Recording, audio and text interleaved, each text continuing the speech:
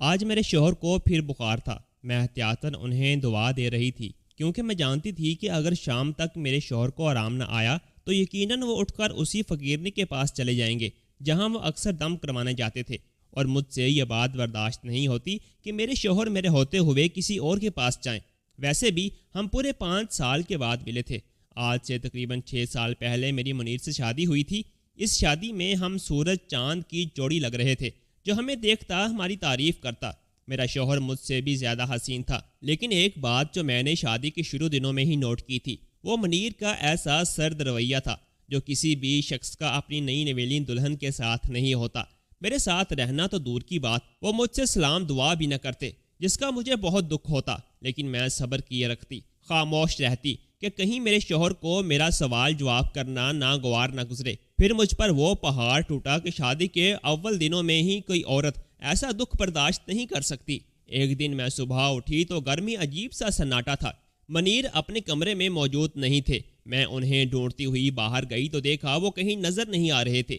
میری ساس اور سسر پریشان بیٹھے تھے۔ کہنے لگے، بیٹی تمہارے شوہر ہمیں بھی بتائے بغیر پردیس چلا گیا ہے۔ وہ روزگار کے سلسلے میں کافی عرصے سے بیرون ملک جانا چاہ رہا تھا، بس ہم نے اسے روکے رکھا۔ ہم اس کی شادی کر کے اس کا گھر یہیں بسانا چاہتے تھے، لیکن بیٹی وہ مغربی تہذیب کا دل دادا ہے۔ وہ چاہتا ہے کہ وہ پیسے کمائے اور تمہیں بھی ایک پر آسائش زندگی دے۔ تم اسے غلط مت سمجھنا، وہ جلدی لوٹ آئے گا۔ بیٹی تم تو جانتی ہو کمانے کی ذمہ داری مرد کے کندھوں پر ہوتی ہے۔ میرے سسر نے مجھے بہت سمجھایا تھا، تب میں نے یہی سوچ کر صبر کر لیا کہ میرا شوہر جب آئے گا تو ڈھیروں دولت کما کر لائے گا اور باقی کی زندگی ہم سکون سے گزاریں گے۔ یوں میں ایک ایک کر کے اپنے شوہر کی واپسی کا دن گننے لگی۔ میرے سسر روزانہ انہیں فون کرنے کی کوشش کرتے، انہیں خط بھی لکھتے، مگر میرے شوہر کا کوئی جواب موصول نہیں ہوا۔ یہاں تک کہ 6 مہینے بعد خود انہوں نے اپنی ماں سے رابطہ کیا۔ میرے ساس اور سسر میرے سامنے ہی بیٹھے میرے گھر میں موجود تھے، مجھے تسلیاں دے رہے تھے، لیکن جب منیر کا فون آیا تو میری ساس اٹھ کر کمرے سے باہر چلی گئی۔ میں جانتی تھی کہ وہ مجھے طلاق دینے کی بات کریں گے، کیونکہ منیر ایک آزاد خیال انسان تھے۔ انہوں نے آج تک شادی جیسے بندھن میں رہنا شاید قبول نہیں کیا تھا۔ میرا دل بہت دھڑک رہا تھا کہ میری ساس مجھے بری خبر ہی سنائے گی، لیکن ایسا نہیں ہوا تھا۔ میرے شوہر نے خوشخبری دی تھی کہ انہیں نوکری مل گئی ہے، اب وہ ہمیں رقم بھی بھیجا کریں گے اور ہمارے ساتھ فون پر رابطے میں بھی رہیں گے۔ میری ساس اور سسر یہ بات سن کر خوش ہو گئے، مگر نہ جانے کیوں مجھے لگ رہا تھا جیسے میرا شوہر مجھ سے بہت کچھ چھپا رہا ہو۔ بہرحال رفتہ رفتہ میری فون پر منیر سے بات ہونے لگی، مگر میں ان سب باتوں کے دوران جان گئی تھی کہ وہ مجھ میں قطعاً کوئی دلچسپی نہیں رکھتے۔ شاید وہ مغربی تہذیب کے رنگوں میں کھو چکے تھے۔ تب میں نے بھی انہیں فون کرنا چھوڑ دیا، یہاں تک کہ پورا 1 سال گزر گیا، اور پھر کب سالوں پر سال گزرتے گئے۔ 5 سال بعد جب میرا شوہر گھر واپس آیا تو ایسا لگا جیسے کوئی اندیکھا خواب سچ ہو گیا ہو، لیکن جب میں نے اپنے شوہر کو 5 سال بعد دیکھا تو ان کی حالت بدلی ہوئی تھی۔ وہ جو جدید تہذیب کے دلدادہ تھے، آج انہوں نے چہرے پر دھاڑی کی سنت سجا لی تھی اور خود کو بہت مختلف حلیے میں پیش کیا، جسے دیکھ کر مجھے حیرت بھی ہوئی، خوشی بھی۔ نہیں جانتی تھی کہ میرے شوہر پر کیا گزری جو انہوں نے اپنا حلیہ ہی بدل لیا۔ میرے بھائیوں نے کہا کہ شاید تمہارے شوہر نے بیرون ملک کسی کا قرض دینا ہو، اسی وجہ سے وہ اپنا حلیہ بدل کر لایا ہے کہ کوئی اسے پہچان نہ سکے۔ میرے بھائی کی بات میں دم نہیں تھا، مگر مجھے اس بات کا یقین ضرور تھا کہ میرا شوہر ان 5 سالوں میں اس قدر بدل گیا کہ اسے اب میری ذمہ داری کا احساس بھی نہیں۔ وہ بس ایک اچھا شوہر تھا جو میری ہر ضرورت پوری کر دیتا، مگر 5 سال تنہائی میں گزارنے کے بعد میں بھی ایسی زندگی سے سمجھوتا کر چکی تھی۔ میں نے بھی جب اپنے شوہر کے رویے میں وہی سرد مہری محسوس کی تو میں نے ان سے دور رہنا شروع کر دیا۔ آج بھی وہ بخار میں پڑے پھنک رہے تھے۔ میں نے دیکھا تو ان کو بہت تیز بخار تھا۔ آج زندگی میں شاید پہلی بار مجھے ان کے لمس کا احساس ہوا تھا۔ میرا شوہر بستر مرگ پر پڑا معلوم ہوتا تھا۔ اپنے شوہر کی یہ حالت دیکھ کر میں پریشان ہو گئی۔ میں اپنی ساری ناراضگی بھول کر ان کا خیال رکھنے لگی، مگر پھر بھی ان کی بیماری میں کوئی فرق نہ پڑا۔ پہلے سوچا کہ ساس سسر کو فون کر کے بتا ہی دوں کہ ان کے بیٹے کی حالت کیا سے کیا ہو گئی ہے، لیکن پھر سوچا کہ وہ ویسے ہی پریشان ہو جائیں گے۔ جب انتہائی نگہداشت کے بعد بھی میرے شوہر کی طبیعت پر کوئی فرق نہ پڑا تو میں نے انہیں ہسپتال لے جانے کے لیے کہا، لیکن منیر نے سختی سے منع کر دیا کہ وہ ہسپتال نہیں جائیں گے۔ اب اس بات کا میں کیا حل کرتی؟ پھر سوچا کہ شوہر کو ہسپتال لے جانے کی ضد چھوڑ کر کیوں نہ میں خود ہی گھر میں ڈاکٹر لے آؤں تاکہ وہ ان کا چیک اپ کرنے کے بعد دوا دے دیں۔ یہی سوچ کر میں شام کے وقت گھر سے نکلی جب اندھیرا پھیل رہا تھا اور مجھے کافی ڈر بھی محسوس ہو رہا تھا۔ قریب ہی ڈاکٹر ظفر کی کلینک پر پہنچ کر میں نے انہیں سارا مسئلہ بتایا اور اپنے ساتھ گھر چلنے کو کہا۔ ڈاکٹر ظفر کے پاس ایک پیشنٹ بیٹھا تھا جسے انہوں نے جلدی سے انجیکشن دیا اور میرے ساتھ میرے گھر کی راہ لی۔ ڈاکٹر ظفر ہمیشہ میری مدد کرتے، وہ کسی بڑے بھائی کی طرح میرا سائبان بنے ہوئے تھے۔ خیر، ڈاکٹر ظفر کے ساتھ جب میں گھر میں داخل ہوئی تو دیکھا کہ گھر کا دروازہ پہلے ہی کھلا تھا اور میرے شوہر کا گھر میں نام و نشان نہیں تھا۔ ڈاکٹر ظفر مجھ سے پوچھنے لگے کہ مریض کہاں ہے۔ میرے پاس کوئی جواب نہیں تھا کیونکہ میرا شوہر رات کے اس پہر نہ جانے کہاں چلا گیا تھا۔ میں اسے ڈھونڈتی رہ گئی۔ ڈاکٹر ظفر کے ساتھ ایک گھر میں اکیلی ہونا مجھے بہت عجیب سا لگ رہا تھا، مگر یہ مسئلہ میرے شوہر کی صحت کا تھا، سو میں خاموش رہی۔ وہ بولے کہ میں تھوڑی دیر انتظار کر لیتا ہوں، اگر آپ کے شوہر نہ آئے تو میں چلا جاؤں گا، آپ پریشان نہ ہوں، انہیں لگتا ہے کہ ذہنی علاج کی بھی ضرورت ہے۔ ڈاکٹر ظفر کی کڑوی باتیں سن کر مجھے اندازہ ہو گیا کہ انہیں میرا بلانا کافی ناگوار گزار ہے۔ میں خود بھی شرمندہ ہو گئی تھی کیونکہ میں ڈاکٹر ظفر کو اپنے شوہر کا کہہ کر لائی تھی۔ تھوڑی دیر کے بعد منیر خود ہی گھر آ گئے۔ اب ان کی طبیعت بالکل ٹھیک تھی، بلکہ وہ پہلے سے بھی زیادہ فریش لگ رہے تھے۔ انہیں صحت مند دیکھ کر مجھے خوشی تو ہوئی تھی، جبکہ میں جان گئی تھی کہ منیر پھر کسی فقیرنے کے پاس گئے ہوں گے۔ منیر یہی کہتے ہیں کہ میں پیروں فقیروں کے پاس جا کر ٹھیک ہو جاتا ہوں، تم تو جانتی ہو کہ میں کتنا بدل گیا ہوں۔ منیر نے اس بار مجھ سے کوئی بات نہیں کی، وہ چپ چاپ اپنے کمرے میں چلے گئے۔ میں کھانا لے کر ان کے پاس گئی، انہیں کھانے کا کہا لیکن وہ انکار کر گئے۔ لیکن جب میں ان کے پاس بیٹھی تو وہ اٹھ کر باہر چلے گئے۔ یہ بات میرے لیے حیرت انگیز تھی۔ میرا شوہر مجھ سے دور جا رہا تھا اور میں کچھ نہیں کر پا رہی تھی۔ خیر، اس بات کو وقتی سمجھ کر نظر انداز کر دیا، لیکن یہ کیا، پورا ایک ہفتہ گزر گیا، میرا شوہر مجھ سے ہی دور رہا۔ میں ساتھ کھانے کا کہتی تو کہتا مجھے بھوک نہیں ہے، میں باہر سے کھا لوں گا۔ اب میری پریشانی میں اضافہ ہو گیا۔ میں نے کہا منیر، اب میں آپ کو گھر سے باہر نہیں جانے دوں گی، آپ جہاں جائیں گے میں آپ کے ساتھ جاؤں گی۔ منیر اس بات پر انکار بھی نہیں کر سکتے تھے کیونکہ ہم پہلے بھی ایک ساتھ جایا کرتے تھے۔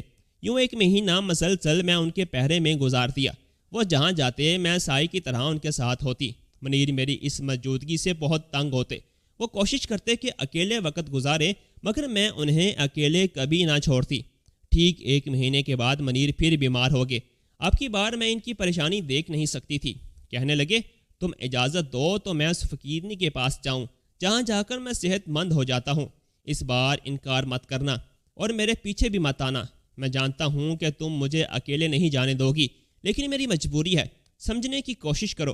میں نے اپنے شوہر کو اجازت دے دی، لیکن اس بار میں بھی ہوشیار ہو چکی تھی۔ میں نے ٹھان لی تھی کہ اپنے شوہر کا راز جان کر رہوں گی۔ وہ جمعے کا دن تھا جب منیر گھر سے نکلے۔ تھوڑی دیر کے بعد میں بھی اپنی گاڑی میں منیر کا پیچھا کرتے ہوئے اسی جگہ پہنچ گئی جہاں تھوڑی دیر پہلے منیر کی گاڑی رکی تھی۔ آس پاس کا ماحول دیکھ کر مجھے یہ یقین ہو گیا کہ واقعی منیر سچ بول رہے ہیں۔ یہ ایک کچی آبادی تھی، یہاں پر پیروں اور فقیروں کے علاوہ اور کون رہتا ہوگا؟ یہ سوچ کر میں آگے بڑھی جہاں سے میرا شوہر گزرا تھا، مگر وہ مجھے کہیں نظر نہ آیا۔ میں سمجھ گئی کہ وہ ضرور یہیں کہیں ہوگا۔ تھوڑی دیر انتظار کر لیتی ہوں، یہاں سے نکلنے کا کوئی راستہ نہیں تھا۔ منیر جب جاتے تو میری نظر ان پر پڑ ہی جاتی، سو میں خاموشی سے ان کا انتظار کرنے لگی۔ کافی دیر گزر گئی، منیر باہر نہیں آیا۔ میں جانے ہی والی تھی تو کسی آدمی کے کھانسنے کی آواز آئی۔ دیکھا تو منیر ایک جھونپڑی سے باہر نکل رہے تھے۔ ان کے چہرے پر خوشی کے آثار تھے۔ مجھے تو یوں لگا جیسے وہ ہنستے ہنستے کھانس پڑے ہوں۔ میں جلدی سے اپنی گاڑی میں جا کر بیٹھ گئی اور دیکھنے لگی کہ منیر اب کہاں جاتے ہیں۔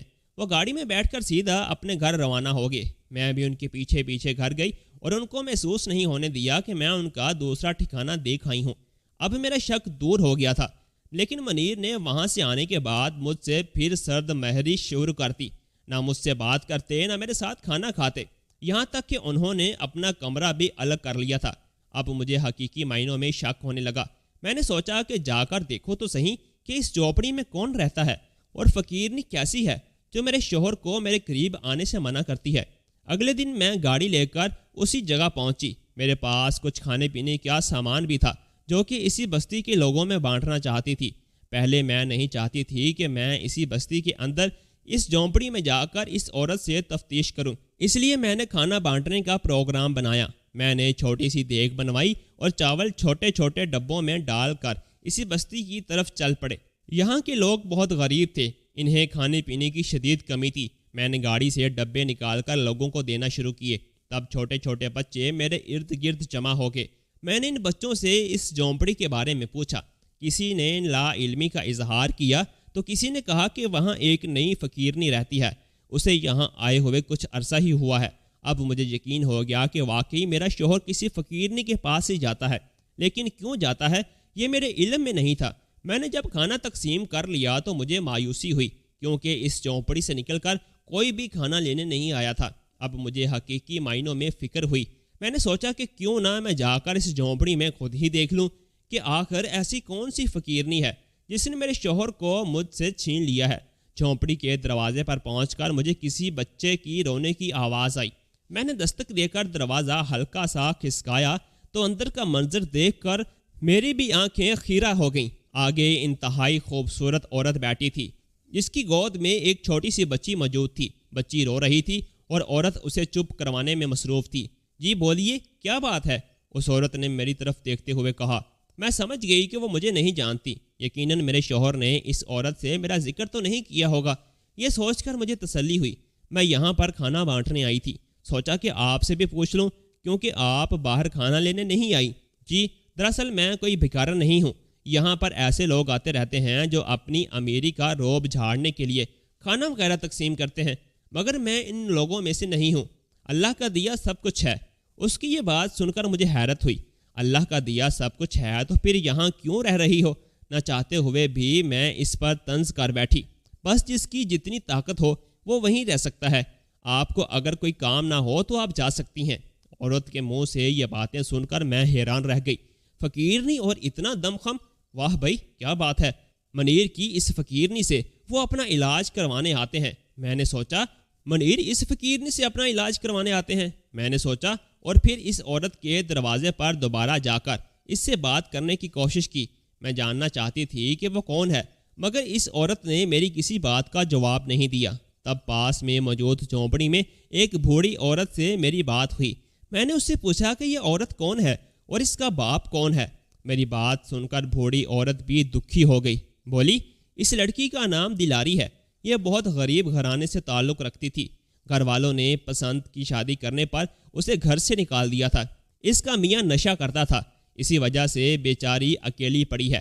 یہ سن کر مجھے کچھ اطمینان ہوا، کم از کم وہ شادی شدہ تھی اور اس کا ایک بچہ تھا۔ مگر میرا شوہر کیوں اس کا دیوانہ ہو گیا؟ یہ بات میری سمجھ سے باہر تھی۔ بوڑھی عورت کے مطابق یہ فقیرنی دم درود نہیں کرتی تھی، اس کے پاس کوئی آتا جاتا بھی نہیں تھا سوائے اس کالی گاڑی والے شخص کے جو ہر جمعہ اس کے پاس دم کروانے آتا ہے۔ بوڑھی عورت نے بھی اس بات کی تصدیق کر دی تھی کہ میرا شوہر اس عورت کے پاس دم کروانے آتا ہے۔ میں بنا اور کوئی بات کیے اپنے گھر واپس آ گئی۔ میرا شوہر ہمیشہ کی طرح خوش و صحت مند لگ رہا تھا۔ خوشی ہمیشہ کی طرح اس کے چہرے سے صاف نظر آ رہی تھی۔ میں نے بنا کسی لگی لپٹی کے کہہ دیا کہ منیر، میں آج تمہاری محبوبہ فقیرنی سے مل کر آئی ہوں۔ وہ کوئی بوڑھی عورت تو نہیں ہے جیسا تم نے بتایا تھا، وہ تو ایک جوان خوبصورت لڑکی ہے جس کی گود میں چھوٹی سی بچی تھی۔ اس کا مطلب ہے کہ تم اس عورت سے ملنے جاتے ہو اور اسی وجہ سے مجھ سے بات چیت نہیں کرتے۔ تم پاگل تو نہیں ہوگی؟ دماغ خراب ہو گیا ہے تمہارا؟ میں اس فقیرنی سے دم کروانے جاتا ہوں، تم خواہ مخواہ شک کر رہی ہو، اور پھر تم اس تک کیسے پہنچی؟ منیر کی آنکھوں میں صاف حیرت نظر آ رہی تھی۔ میں نے آپ کا پیچھا کیا تھا، میں آپ کے پیچھے ہی اس عورت تک پہنچی ہوں۔ اب آپ صاف صاف بتا دیں کہ آپ کے کیا ارادے ہیں، کیونکہ آپ مجھ سے دور ہوتے جا رہے ہیں۔ میں نے شکوہ بھری نگاہوں سے دیکھا تو منیر نظریں چرا گئے۔ ایسی کوئی بات نہیں ہے، تم کھانا کھا کر آرام کرو، میں باہر جا رہا ہوں، مجھے گھٹن ہو رہی ہے۔ یہ کہہ کر منیر گھر سے نکل گئے۔ یوں 1-2 دن اور گزر گئے۔ اب میں نے سوچ لیا تھا کہ جمعے کے دن منیر کو گھر سے نہیں نکلنے دوں گی۔ پتہ نہیں وہ اس بہانے اس فقیرنی سے کیا راہ و رسم بڑھا رہے ہیں، جبکہ وہ تھی بھی بہت خوبصورت۔ جمعے کا دن آیا، لیکن منیر اس سے پہلے ہی گھر سے غائب تھا۔ یہ تقریباً جمعرات کی شام کی بات تھی جب میں نے منیر کو گھر سے نکلتے دیکھا۔ میں ان کا نمبر مسلسل ملائے جا رہی تھی، مگر وہ میرا نمبر نہیں اٹھا رہے تھے۔ ایک ہفتہ سخت پریشانی میں گزرا۔ جب کوئی بات سمجھ میں نہ آئی تو میں نے اپنے والد کو بتایا، جنہوں نے میرے سسر کو آگاہ کیا۔ اطلاع ملتے ہی میرے سسر میرے گھر آ گئے، میرے آگے ہاتھ جوڑ کر بولے، بیٹی مجھے معاف کر دو، مجھ سے بہت بڑی غلطی ہو گئی، مجھے تمہیں وقت سے پہلے آگاہ کر دینا چاہیے تھا، مگر مجھے اپنی تربیت پر بہت مان تھا۔ بیٹی، میرے سسر آپ دیدہ ہوگے۔ کیا بات ہے انکل، آپ اتنا پریشان نہ ہوں، میں اپنے شوہر کو اچھی طرح جانتی ہوں، وہ واپس گھر ضرور آئیں گے۔ میں خود کو تسلیاں دینے لگی، جبکہ سسر کی آواز کانپ رہی تھی اور میری ساس کی تو آنکھوں سے آنسو بہنے لگے تھے۔ انہوں نے ایک خط میرے سامنے کر دیا، جسے پڑھ کر میری حالت بھی خراب ہو گئی۔ اس خط کے مطابق میرا شوہر میری شادی سے پہلے کسی اور لڑکی کو پسند کرتے تھے، مگر میرے سسر نے ان کو یہ رشتہ کرنے کی اجازت نہیں دی، بلکہ میرے ساتھ شادی کرنے کے لیے انہیں مجبور کیا گیا۔ اماں بھی، یعنی کہ میری ساس، انہیں اس لڑکی سے شادی کرنے کی اجازت نہیں دے رہی تھی۔ تب انہوں نے دل برداشتہ ہو کر مجھ سے شادی تو کر لی، کیونکہ شادی نہ ہونے کی صورت میں انہیں جائیداد سے آگ کر دیا جانا تھا۔ تب جائیداد کی لالچ میں آ کر میرے شوہر نے مجھ سے نکاح کی رسم تو کر لی، لیکن اس کے بعد وہ میرے قریب نہیں آئے اور 5 سال کے لیے پردیس چلے گئے۔ جب وہ واپس آئے تو ان کا حلیہ بھی بدلا ہوا تھا، جسے میں سمجھ نہیں پائی تھی۔ لیکن اب فقیرنی والا ناٹک میرے دل پر بہت گراں گزرا تھا۔ اس خط میں لکھا تھا کہ میرے شوہر کی محبت، جس کا نام مہرین تھا، ان کے نام پر بیٹھی رہ گئی، یہاں تک کہ وہ پورے محلے میں بدنام ہو گئی، کیونکہ جو بھی رشتہ آتا مہرین اسے منیر کا کہہ کر ٹھکرا دیتی۔